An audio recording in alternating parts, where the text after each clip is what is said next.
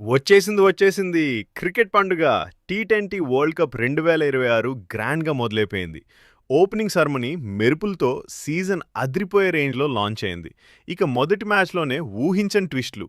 Pakistan versus Netherlands. Netherlands బ్యాటర్లు అద్భుతమైన పోరాట పటిమ కనబరిచారు. నెదర్లాండ్స్ బ్యాటర్స్ పాకిస్తాన్‌కి ఇచ్చిన టార్గెట్ 147. ఇంకా నెదర్లాండ్స్ బౌలింగ్‌లో చూస్తే ముఖ్యంగా మిడిల్ ఓవర్‌లో నెదర్లాండ్స్ బౌలర్లు వికెట్లు తీస్తూ పాకిస్తాన్ బ్యాటర్లకు చెమటలు పట్టించారు. 18 ఓవర్ల వరకు మ్యాచ్ పూర్తిగా నెదర్లాండ్స్ చేతుల్లోనే ఉంది.